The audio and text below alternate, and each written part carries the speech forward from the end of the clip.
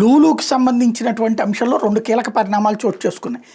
ఏదైతే లూలు సంస్థకి ఇచ్చేటటువంటిది భూమి మొత్తం కూడా ఇచ్చే అంశాలకు సంబంధించి విశాఖపట్నంలో ఇచ్చిన దాని మీదన ప్రజా ప్రయోజన వ్యాజ్యం వేస్తే దాంతోపాటు విజయవాడది కూడా కలిపి వెయ్యండి అన్నటువంటి ఆదేశం అన్నది చాలా కీలకమైనటువంటి అంశం. తాజాగా హైకోర్టే ఆ విషయాన్ని తేల్చి చెప్పడంతో ఇప్పుడు రెండింటిని కలిపి విచారించేటటువంటి అంశం రాబోతోంది.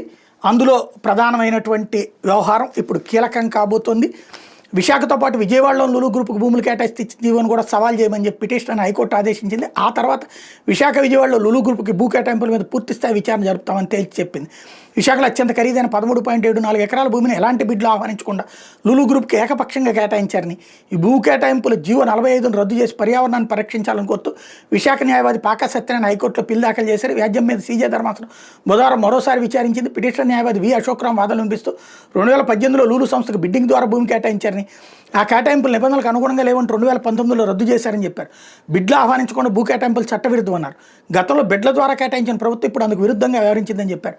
ఇప్పుడు విజయవాడలో కూడా లూలు గ్రూప్కి భూమి కేటాయించేందుకు ప్రభుత్వం సూత్రప్రాయంగా అంగీకరిస్తూ జీవో జారీ చేసిందని చెప్పారు.